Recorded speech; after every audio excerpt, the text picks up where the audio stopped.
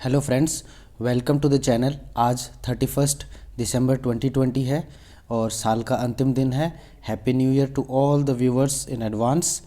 Daily current affairs के MCQ जो मैं लेकर आता हूं उसको स्टार्ट करते हैं बिना देर किए। India's highest meteorological centre has been inaugurated eight.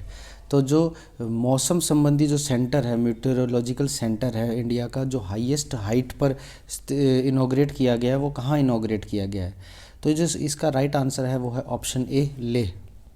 Leh जो कि राजधानी है लद्दाख यूनियन टेरिटरी की, लद्दाख की कैपिटल है लेह, वहाँ ये स्थापित किया गया है। हिमालयाज़ में ये सेकंड है, हिमालयाज़ या हिमालयन रीजन में ये सेकंड है। पहला कहाँ पे है? अरुणाचल प्रदेश की राजधानी ईटानगर में पहला स्थापित है। अरुणाचल प्रदेश की राजधानी ईटानगर में ये पहला स्थापित हो चुका है। इसका एम ये होता है कि जो भी नेचुरल कैलामिटीज़ हैं, वेदर से रिलेटेड कैलामिटीज़ हैं, लाइक क्लाउड बर्स्ट यानी कि बादल का फटना, भूस्खलन हो गया यानी एवलांचेस, इस तरह की एक्टिविटीज़ को पहले डिटेक्ट करके और अर्ली वार्निंग दी जा सके, लोगों तक पहुंचाई जा सके, ताकि समय रहते जान माल की हानि कम से कम की जा सके। तो ये इसका उद्देश्य रहता है मीटेरोलॉजिकल सेंटर का। तो ये हाईएस्ट हाइट पर जो स्थापित किया गया है वो लेह में किया गया है। आप जानते होंगे कि लद्दाख है वो यूनियन टेरिटरी बन चुका है। जो इसकी जो कैपिटल है वो भी मैंने बताई लेह ही है। लेह, कारगिल दो जगह है, लेह कारगिल। उसके अलावा मैं बात करूं इसके एमपी कौन है, क्योंकि ये यूनियन टेरिटरी हैं तो एमपी हैं शेरिंग नामग्याल, और जो एलजी हैं लेफ्टिनेंट गवर्नर हैं वो है राधा कृष्ण माथुर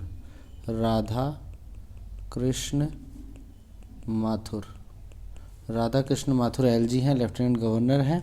यूनियन टेरिटरी लद्दाख की कैपिटल लेह है, वहाँ हाईएस्ट हाइट पर मीटरोलॉजिकल सेंटर इनॉग्रेट किया गया है, वर्चुअली इनॉग्रेट किया गया है ये सेंटर। ओके, नेक्स्ट क्वेश्चन बढ़ते हैं। सेकंड क्वेश्चन है, businesses with monthly turnover of over ₹50 lakhs have to pay how much % of GST liability in cash. जिन भी बिजनेसेस का 50 लाख से ऊपर का मंथली टर्नओवर है उनको कितने % जीएसटी लायबिलिटी कैश में देनी पड़ेगी? तो जो इसका राइट आंसर है वो है ऑप्शन सी, 1%। 1% जीएसटी लायबिलिटी उन्हें देनी पड़ेगी, कम से कम है ये, एटलीस्ट 1% देनी पड़ेगी, इससे ज़्यादा वो दे सकते हैं। इसके अलावा इसका जो एम है वो ये है कि जो फेक बिल्स बनाते हैं या फेक इनवॉइसिंग जो होती है उसको कम से कम किया जा सके, उसको कर्ब किया जा सके। और ये जो लागू होगा ये होगा 1 जनवरी 2021 से ये लागू होगा। 50 लाख से ऊपर के जो भी बिजनेसेस हैं मंथली टर्नओवर वाले, उनको 1% जीएसटी लायबिलिटी कैश में देनी पड़ेगी। आगे चलते हैं थर्ड क्वेश्चन पे। India's first pollinator park has been inaugurated at. India का पहला पॉलिनेटर पार्क कहाँ इनॉग्रेट किया गया है? तो जो इसका राइट आंसर है वो है ऑप्शन डी, हल्द्वानी, नैनीताल में ये किया गया है। हल्द्वानी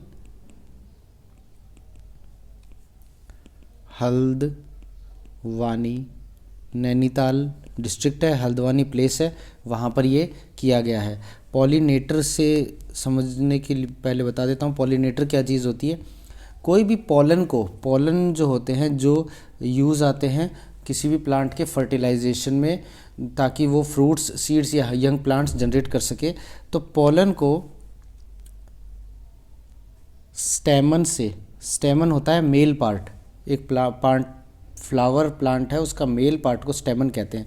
स्टेमन से पॉलन को स्टिग्मा में जब वो पॉलन जाता है तो फर्टिलाइजेशन होता है, और इसको ले जाने वाला जो होते हैं वाहक, जिनको हम कहते हैं, वो होते हैं पॉलिनेटर्स, उनको कहते हैं पॉलिनेटर्स। अब ये है फीमेल पार्ट। अब स्टेमन से स्टिग्मा में जब जाता है पॉलन तो ये दो तरीके से जा सकता है। सेम पेड़ हो, एक ही पेड़ के स्टेमन से स्टिग्मा में चला जाए और एक प्लांट के स्टेमन से दूसरे प्लांट के स्टिग्मा में चला जाए, उसी को हम जो फर्टिलाइजेशन है वो क्रॉस पॉलिनेशन या सिंपल पॉलिनेशन भी कहते हैं। ये बात आगे की है, इसको कोई मतलब नहीं आपको जानना। पॉलिनेटर्स ही होते हैं जो ले जाते हैं, वो वाहक होते हैं, ठीक है, ताकि कोई भी प्लांट फर्टिलाइज हो सके और फ्रूट, सीड्स और यंग प्लांट्स को जनरेट कर सके। तो पहला पॉलिनेटर पार्क भारत का कहाँ स्थापित किया गया है? नैनीताल में। नैनीताल में हल्द्वानी प्लेस है, वहाँ पे किया गया है। इसका जो एम है, जो पॉलिनेटर स्पीशीज़ हैं उनको कंजर्व करना, लोगों में अवेयरनेस क्रिएट करना और रिसर्च को बढ़ावा देना इस फील्ड में, इसलिए ये पार्क स्थापित किया गया है नैनीताल हल्द्वानी उत्तराखंड में। ठीक है, अगले क्वेश्चन में बढ़ते हैं। India's first ethanol plant under PPP model, public private partnership model, will be established in which state? पहला इथेनॉल प्लांट कहाँ पे इस्टेब्लिश किया जाएगा? भारत का, जो पीपीपी मॉडल पे होगा। तो इसका सही आंसर है ऑप्शन सी, छत्तीसगढ़। छत्तीसगढ़ राज्य में स्थापित किया जाएगा। कबीरधाम वो प्लेस है, कबीरधाम प्लेस में ये स्थापित किया जाएगा छत्तीसगढ़ में। तो एक एमओयू हुआ है, मेमोरेंडम ऑफ अंडरस्टैंडिंग हुई है किस किस के बीच? एक शुगर मिल कंपनी है BSSUKM, और एक डिस्टिलरी की सब्सिडियरी है, छत्तीसगढ़ डिस्टिलरी लिमिटेड की सब्सिडियरी है, यानी उसकी छोटी उसकी कंपनी ही है, NKJ biofuel limited.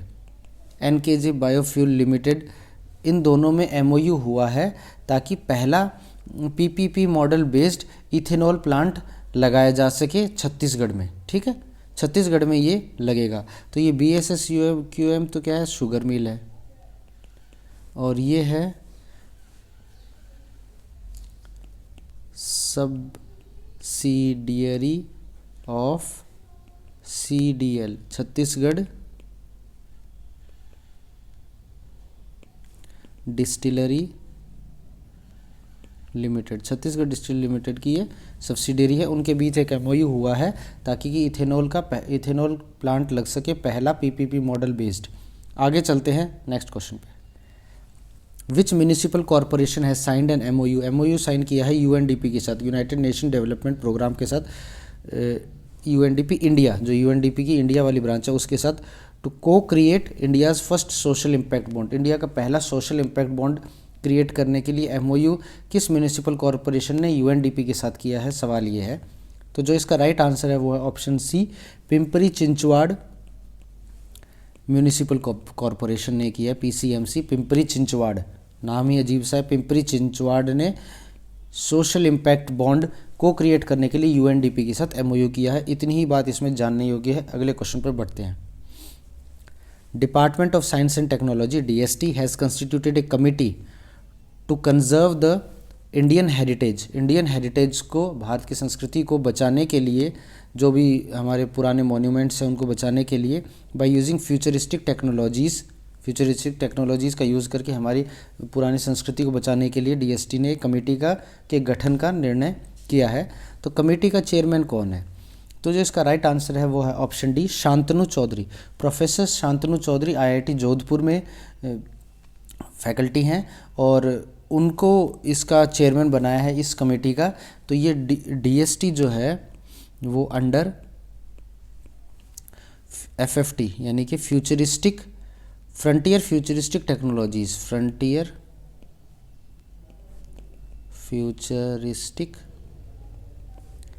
Technologies division है, FFT डिवीज़न है। FFT डिवीज़न के साथ मिलकर, department science technology FFT division के साथ मिलकर एक एडवाइजरी कमेटी, ये कमेटी किस तरह की एडवाइजरी, ये सलाहकारी कमेटी, ये सलाह देगी, एडवाइजरी कमेटी बनाने का निर्णय किया है ताकि हमारे इंडियन हेरिटेज को सेफ, सुरक्षित रखा जा सके, उसका डिजिटल रिस्टोरेशन हो सके। मान लो वहाँ पे कुछ मनुस्मृतियाँ हैं, पांडुलिपि है और कुछ रिटन डॉक्यूमेंट्स हैं और भी कोई चीज़ है, उनको डिजिटल रिस्टोरेशन किया जा सके और डॉक्यूमेंटेशन किया जा सके। इसके लिए एक कमेटी का गठन किया है। प्रोफेसर शांतनु चौधरी की अध्यक्षता में ये कमेटी बनेगी, एडवाइजरी कमेटी। अगले क्वेश्चन पे चलते हैं, question number 7। The first in digital platform for ocean data management. Ocean से रिलेटेड, जो ओशन हमारी दो की बात करता है बेसिकली, ये बे ऑफ बंगाल, बंगाल की खाड़ी, और अरेबियन सी, अरब सागर, इन दो की बात करता है। बे ऑफ बंगाल और अरेबियन सी के जो ओशन से रिलेटेड जो डेटा हैं, सुनामी या कोई बाढ़, तूफान आना, इस तरह के जो संकेत हैं, उसके सारे डेटा को एक पहला डिजिटल प्लेटफॉर्म बन रहा है। उसका नाम क्या है? पहली बात तो ये ओशन डेटा मैनेजमेंट से रिलेटेड। तो इसका जो नाम है सिंपल है, डिजिटल ओशन। डिजिटल प्लेटफॉर्म है तो डिजिटल, और ओशन से रिलेटेड है तो ओशन, डिजिटल ओशन ये बन रहा है। ओशन डेटा मैनेजमेंट इसका काम है। इसका मेन एम क्या है, अभी तक क्या हो रहा था कि ये ओशन डेटा मैनेजमेंट के रिस्पेक्ट में बहुत सारे प्लेटफॉर्म्स बने हुए थे, वो भी डेटा ही स्टोर कर रहे थे, और फिर क्या होता था कि कहीं इन्फॉर्मेशन किसी डेटा से ली जा रही थी, कहीं अलग डेटा से ली जा रही थी। और डिजिटल ओशन क्या करेगा, उन सारे जो भी प्लेटफॉर्म्स हैं उनको एक जगह करके, मतलब उनको रिप्लेस करके सिंगल जगह पे सारा डेटा स्टोर करेगा, एक सिंगल रिपोजिटरी की तरह ये वर्क करेगा। तो ये डिजिटल ओशन का मेन काम है। अच्छा, डिजिटल ओशन को डेवलप किसने किया है, डेवलप्ड बाय इनकोइस। इनकोइस की फुल फॉर्म है Indian national centre for ocean information system. Indian national centre for ocean information system, इसकी फुल फॉर्म है इनकोइस की। और ये सिचुएटेड कहाँ है या लोकेटेड कहाँ है, तो ये है हैदराबाद तेलंगाना में। हैदराबाद में ये लोकेटेड है, हैदराबाद में लोकेटेड है इनकोइस।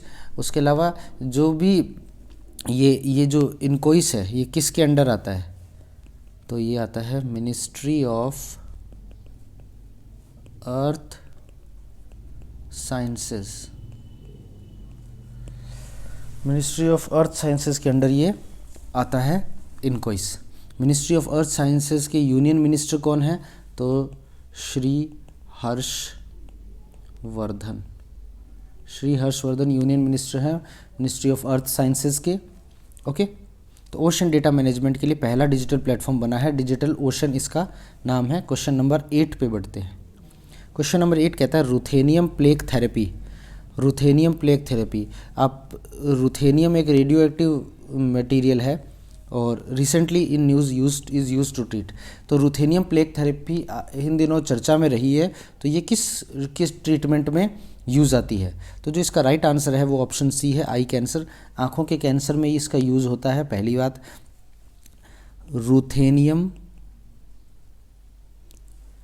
106 ये एक रेडियो एक्टिव आइसोटोप है, इसका यूज़ किया जाता है ताकि आई कैंसर को ट्रीट किया जा सके। तो इसको इंडिजिनसली बनाया गया है, भारत में बनी है ये बार्क द्वारा। बार्क यानी Bhabha atomic research centre, Bhabha atomic research centre, Bhabha atomic research centre द्वारा ये बनाई गई है। और इसका मेन एम होता है आँख में जो ट्यूमर है, आँख में जो ट्यूमर है उसके ट्रीटमेंट में इसका हाल ही में यूज़ आया है। आँख में ट्यूमर है उसको सॉल्व करने के यूज़ आती है और हाल ही में इसको यूज़ किया गया है। तो ओक्यूलर बोलते हैं आँख से रिलेटेड, तो ओक्यूलर ट्यूमर, इसको कहाँ यूज़ किया गया है अभी एम्स दिल्ली में इसको यूज़ किया गया है, एम्स दिल्ली द्वारा यूज़ किया गया है इस थेरेपी को। इसका नाम है रुथेनियम प्लेग थेरेपी। इसमें रुथेनियम 106 आइसोटोप का यूज़ किया जाता है। बार्क ने इसको डेवलप किया है और ये ऑक्यूलर ट्यूमर या फिर आँख से रिलेटेड जो गांठ या ट्यूमर है उसको ठीक करने में इसका यूज़ होता है इस थेरेपी का। ओके, आगे चलते हैं। 9th क्वेश्चन है India's first remote monitoring system of gas turbines has been inaugurated at. Remote मतलब दूर बैठे ही गैस टर्बाइंस को मॉनिटर कर सके ऐसा सिस्टम अभी कहाँ इनॉग्रेट किया गया है, ये पहला है भारत का। तो इसका जो राइट आंसर है वो है ऑप्शन सी, हैदराबाद। हैदराबाद में इसको इनॉग्रेट किया गया है। एम क्या है कि जो भी गैस टरबाइन से रिलेटेड इश्यूज़ आ रहे हैं उनको अर्ली डिटेक्ट किया जा सके और उनकी रिलायबिलिटी और प्रोडक्टिविटी को गैस टरबाइंस को बढ़ाया जा सके। इसका जो यूज़ करेगी वो इंडियन ऑयल जो है IOCL, वो अपनी रिफाइनरीज़ में इसका यूज़ करेगी ताकि ट्रैक किया जा सके गैस टरबाइंस को जो पूरे हैदराबाद में फैली हुई हैं। ठीक है, इसका मेन एम ये है। इसको इम्प्लीमेंट, इस प्रोजेक्ट को जो जिसने किया है वो है एक जॉइंट वेंचर ऑफ भेल, भारत हैवी इलेक्ट्रिकल्स लिमिटेड और general electric, Bharat heavy electricals limited और जनरल इलेक्ट्रिक ने मिलकर इसको बनाया है, प्रोजेक्ट को इम्प्लीमेंट करवाया है। अब एक, क्योंकि गैसेस से उससे रिलेटेड बात आ रही तो एक बात और बता दूं, union minister of petroleum and natural gas कौन है? Shri Dharmendra Pradhan. Shri Dharmendra Pradhan union minister of petroleum and natural gas है हमारे। अगले क्वेश्चन पे चलते हैं, question number 10। Digital India awards 2020 has been won by which state? Digital India awards 2020 किसको दिया गया है? पहली बात, डिजिटल इंडिया अवार्ड्स दिए किस लिए जाते हैं? तो ये कोई भी ई गवर्नेंस में कोई इनोवेटिव स्टेप्स अगर लिए जाएं तो उसके लिए स्टेट्स को ये अवार्ड दिया जाता है। For innovative steps in e governance, e governance में कोई इनोवेटिव स्टेप लिया जाए उसके लिए दिया जाता है। तो बिहार ने भाई ऐसा क्या किया? बिहार ने ये किया कि कोरोना के दौरान उन्होंने एक मोबाइल ऐप लॉन्च की, उसका नाम था बिहार सहायता मोबाइल ऐप। बिहार सहायता मोबाइल ऐप लॉन्च करी और डायरेक्टली बेनिफिशरीज़ के खातों में फाइनेंशियल असिस्टेंस पहुंचाई। तो direct transfer of financial assistance during Covid. Corona के दौरान फाइनेंशियल असिस्टेंस डायरेक्टली बेनिफिशरीज़ के खातों में पहुंचाई। इसके लिए बिहार को ये अवार्ड दिया गया है, डिजिटल इंडिया अवार्ड्स 2020। और ये ई गवर्नेंस में कोई इनोवेटिव स्टेप्स लिए जाए उसके लिए ये अवार्ड दिया जाता है। तो ये इसका राइट आंसर है बिहार। होप आपको आज की वीडियो अच्छा लगा होगा, क्वेश्चंस भी अच्छे लगे होंगे। कमेंट करके बताइए कैसा लगा, और कोई सुझाव हो वो भी बताइए, और ज़्यादा से ज़्यादा इसको शेयर कीजिए। Thank you, have a nice day.